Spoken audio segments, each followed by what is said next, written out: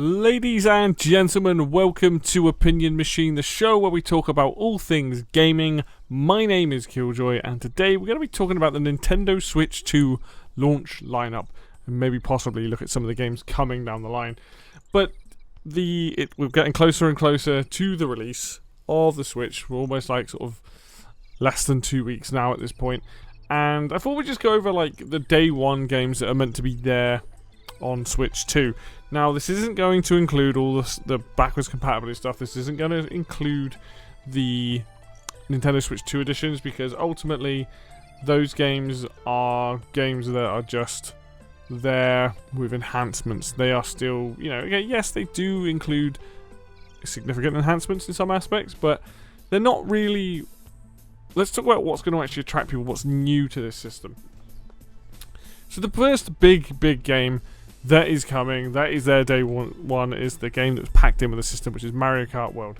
This is a big balls play by Nintendo to have this their day one. It makes sense. Mario Kart 8 Deluxe has sold like 68 million copies or something around that number. And it makes sense to get the maximum amount of sales out of what has probably become one of their biggest franchises of all time.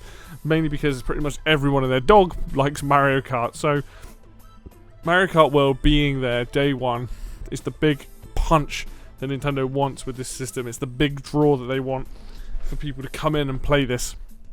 And it is one of those games where you are going to attract the maximum amount of audience from younger people to the older generation, because people of all ages can enjoy Mario Kart for different reasons. In the last game they added in like assisted steering and all these different methods, so regardless of who's winning or whatever, this is the sort of game that's, has a high competitive level, but it's just a fun blast party game.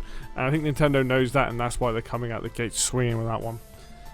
Also from Nintendo, we got Nintendo Switch 2 Welcome Tour, a tech demo that I am interested in, but I probably will not buy. I think that the fact that they're charging for this seems a bit like iffy. Like, if you're going to charge for it, make it £5, put it at the lowest charge possible. I think the fact that it's like £7 or £8 in the UK and probably like $10 or something in America, it feels a bit unnecessary. I don't think this game is going to be breaking any ground. There might be some cool hidden stuff in there. I will not be the one trying to find that out. Like, I'm not even going to give this the time of day. When it's on sale, it inevitably will be at some point. Maybe then I'll pick it up. But you're going from one extreme with Nintendo with Mario Kart to this. It's a good idea, but you should have packed it in. Like, with a console being that price, it would have sweetened the deal a little bit more if you'd already been on every system, and then you'd also had a package with Mario Kart World. Next up, we've got Cyberpunk. I should say I'm using this list off Eurogamer, so thank you, Eurogamer, for listing all this stuff out. Cyberpunk 2077 Ultimate Edition. This is a game I'm very curious about. Wasn't a biggest fan of the game, but this has all the updates since that original disaster, plus the DLC. This, I think, is a big get for day one for Switch. Witcher 3 was an impossible port. A lot of people loved it. I think this will be a good chance for Cyberpunk 2077 to get a lot of positive press and a lot of positive feedback from a lot of people, because a lot of people on Switch probably haven't played this. So to get this day one, I am curious to see how it runs. They're saying that they're aiming for about 40 frames a second. I'm not a fan of anything less than 60, if I'm honest. If it feels fairly smooth to play, fair play, but I'm curious to see how they're going to get this working. How is it going to run? How has the game changed? Because I haven't played it. I hear, and I need to double check this, so don't count on this, there's cross save. So technically I could play this on my computer and Switch 2, which would be really cool if that is the case. Next up, we've got Split Fiction, the perfect game that is going to be for the Switch 2. This is a multiplayer game through and through, and split screen multiplayer, which you don't get a huge amount of like you did back in the day. The guys that did It Takes Two and A Way Out and all that, those kind of games that revolve around two-player games. I think Split Fiction has got awesome reviews. A lot of people seem to really love it. It's the sort of game that I will probably eventually get, because I think it will be a lot of fun. It's not something I'm planning on getting day one personally, but it's a good shout, and this is one of those games that's got game share as well, so you can share this with other people.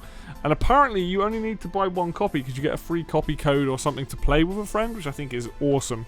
And it's also not like stupidly expensive. This game, it's about £45, I think, which is completely reasonable. But I've heard good things, so this is something I should probably look into. Yeah, we're gonna skip Breath of the Wild and Tears of the Kingdom. Switch 2 editions. They're not the brand new. They will be to some people, but they're not brand new. We've got Hitman World of Assassination Signature Edition. I believe this is the newer Hitman trilogy, all in one package. I haven't played them. I actually really like Hitman. This is something that I should check out. I do own it on PC, so I might give it a whirl there. But this could be the perfect sort of portable game to play, like doing missions. I've heard it's very open worldy. There's a ton of different things you can do in it, a ton of different ways to approach the different assassinations. It sounds pretty good. I think this is a good get, actually, for more of an adult audience. I think it's a good get for day one. Then we've got Bravely Default Flying Fairy HD Remaster. To be honest, it's just the 3DS game. I don't know how much is added to this, whether it's just upscaled or not. This is an interesting choice. I think this game, I've heard good things about this game. I've not played it, but I've heard Bravely Default is a really, really good game. This is the one that stands out the most as being like, where's the effort? And I think people are going to be annoyed. We shall see. Like, I imagine reviews for a lot of this stuff's going to have to come out fairly soon for the Switch. But it's definitely something that I'm like looking at potentially getting and giving it a whirl, because I never played the original. I think day one, having a smaller RPG, I say smaller, the game itself is meant to be quite decent size length, but like smaller in terms of it's not huge. Day one's probably a good shout. I think so far most of these games is a good mixture of stuff. Like Mario Kart is obviously the one, but then having Cyberpunk and Hitman is more of like adult games, and then Split Fiction is like a co-op game. That's really cool, and you've got your RPG in that. Past that, we got Yakuza 0 Director's Cut. Apparently this series is awesome. I've watched my housemate play a bunch of one of them. This is something I'm definitely going to think about, because it's the sort of thing that I personally would probably enjoy. I'm not massively into like these games particularly, but I think the combat and how over the top they are would probably draw me in and keep me going enough. There's plenty of these games to play, and I think pretty much all of them are going to end up on Switch 2 eventually. So again, bit more on the adult side, which is cool. Aiming for that bigger audience. We've got Deltarune Chapters 1, 2, 3, 4. I honestly, I know people love Toby Fox's games. I'm not going to sit here and bash on them. I have absolutely zero interest in Deltarune. I didn't have any interest in the other one that I'm blanking on the name of that he put out. Undertale. I think this is a huge get. I do think there's a lot of people that are going to absolutely love it, and the fact that this is day one as well, that is huge. But I think sometimes these games are a little bit more niche than people make it out to be. They have a massive audience, but by massive, it's a very vocal audience. I don't know how popular these games are myself. I just know people like what Toby Fox does, and to be fair, I respect the man. He's made some awesome music as well as his games being very well beloved. So, you know, RPG-wise, already a couple of RPGs on the system day one. Sonic Cross Shadow Generations. I actually really like this game. I still need to do a video on it. I have it for Switch. I need to sit down and play some more of it before I do it, and hopefully I can get that out soon. The only downside to all of the Sega stuff that was on Switch, there's no upgrade path. So this game, essentially, if you've played this game on Switch or another system, this is probably not a game you necessarily want to get, because there's no way of, like, you know, upping your current version of it for Switch onto the Switch 2. If you've never played this game, this is one of the best Sonic games out there. I've not really played much of the Shadow part of it. That seems fairly good, but Sonic Generations originally was an awesome game, so in this instance, I do think this is worth money. Very, very fun. Fortnite's on here. Like, say what you want about Fortnite. I don't particularly enjoy it that much. This is huge. This is a huge get. A lot of people will download this day one because it will be a better running version than the Switch version, which, to be fair, I never had much issue with the limited time I played it. But Fortnite's not a game for me. I'm not really a Battle Royale person. However, people upgrading are going to get this. This is going to get a lot of downloads. And again, being there day one is pretty big. Like, this is something that I think a lot of people are really, really going to appreciate. Then we have Civ 7 coming out. Now, I have a lot of feelings on Civ 7. However, this is the sort of game that is perfect for showing off the mouse controls for the Switch. It's day one. This is something I am definitely going to be looking into. Because I am super curious to see how those mouse controls work. And Civ is a good example of it because it's turn-based. You can take your time. I like Civ 7. There are elements of it that I'm not a big fan of, but I think it's still a good game. And I think Switch is just a perfect platform for it. And the fact that you can probably play it in touchscreen mode as well as controllers, as well as mouse mode. And I'm thinking this is good. This is a good get. And on top of that, there's also the fact that if you have it on Switch, there is an upgrade path here. So again, a different genre. So making the launch of this fairly good. We've got a mix of things here. We've got racing games, we've got co-op games, we've got single-player games, we've got RPGs, we've got a Sonic game there at launch, we've got Fortnite. After that, there's Survival Kids. I don't know much about this game. I know it's a co-op survival game. I think that will appeal to some people. I have zero interest in playing it myself, but I hope that it's good. I hope that people enjoy it. And it's a different genre. We've got a survival game there at launch. Kunitsugami Path of the Goddess. I believe this is like a tower defense game or something. This is the one that got launched on Xbox like last year. I know very little about this, but I heard good things, and it's Capcom, so you know, it's a bit different. I think it'll be a bit more niche, but the fact that it's even here at launch, like Capcom coming in with Street Fighter, which I'll get to in a minute, having a couple of options, this is great. I can't wait to see what other games they decide to bring, whether that be Monster Hunter of some kind or even the Resident Evil games. I think that Capcom are going to show up in force. We then have Pure Tetris S2. Apparently this doesn't really add a lot. A lot of people are quite disappointed from reading online that there's very little additions. I've not played this. I've only played the first one. I never saw the point in getting the second one. I don't know how much more was in it. I like the game. If you've never played them, they are fun games. They're just Tetris and Puyo Puyo. I'm more of a Tetris guy, but I like the way this game is done. Definitely one of those ones. It's good, and also it's good to have a Tetris game of some kind, a block-dropping game at launch. Rune Factory Guardians of Azuma. I know it's kind of similar to Harvest Moon, but different. Again, not my cup of tea, but again, a different genre. We've got Fast Fusion, a game that I am super looking forward to. I really liked Fast RMX and the original Fast game. This being the ability to smash your cars together. She didn't always turn up in force at the launch of these Nintendo consoles. This is one that I think is, if you're still looking for an F-Zero / Wipeout kind of vibe, this is going to be it. It's something I'm going to be getting day one and checking out.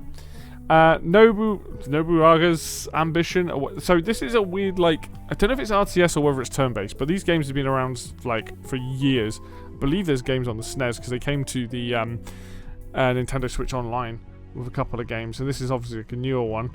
I know nothing about it.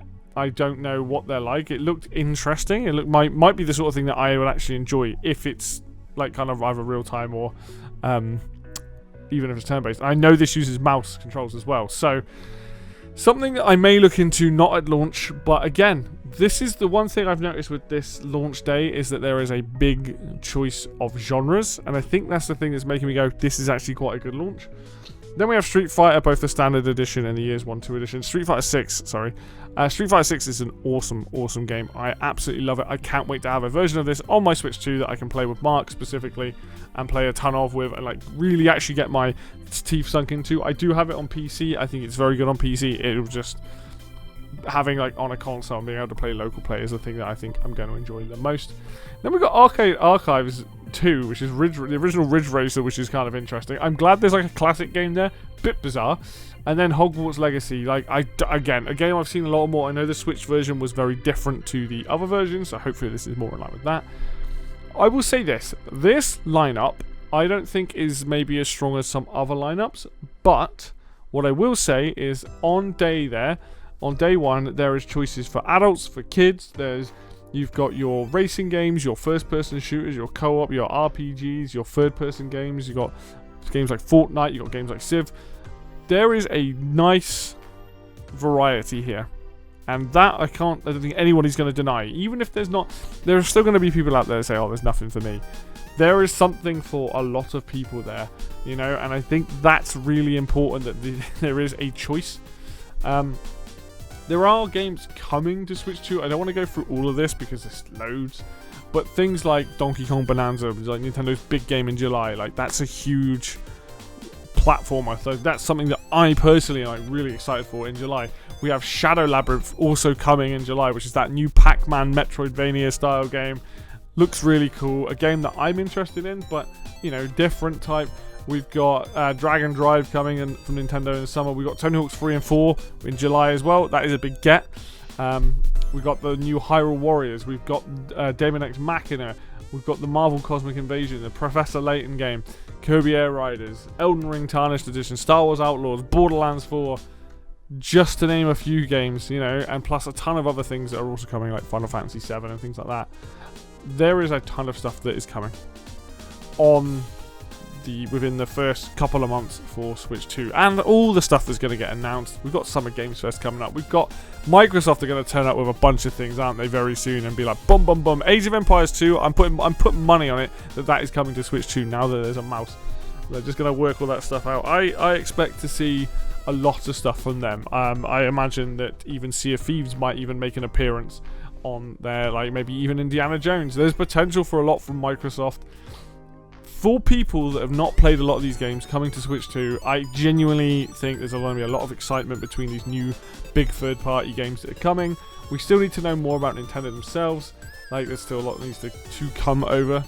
We need a Nintendo Direct to be like, boom, here's what's coming in the next 6 months. We need to know from now till December. You know, we need Metroid Prime 4 to get a launch date. The same with Pokemon ZA, sorry. There's a ton of stuff. You may personally think that this launch lineup, day one, we're talking before we get to the other stuff, day one's not great, but you then might think, actually, July, August, September, there's a lot of good stuff coming out. And there is a good variety of things here. I think they're doing fairly well with the third-party integration. It's good to see them turning up. I'm on the fence. I think I'm on the fence a little bit, but I will say I do think this is a good launch lineup, because you don't want too many bangers. Like, for me, there are games here that I want to play. Mario Kart World is a big one. Civ 7, Cyberpunk, what was the other one as well? Street Fighter 6. Yes, alright, I've played some of these games before, but to have them on this new system, to see how they run, to be able to play them with other people easily, Fast Fusion, I'm excited for. I'm very excited for, and I think that we are getting a good mix. I hope that there are games here that people, if you can only afford 1 or 2 games, like, you know, or even just one game, I hope that there's one game for everybody that people are interested on, assuming they're getting this system. And then for the up and coming stuff, and you do have the free updates for some of these games, so if you haven't played them or whatnot, at least there's free updates coming that you can jump in and enjoy. So for me personally, I am excited. There is stuff for me to play. I look forward to covering a bunch of these games for people to see what they're like.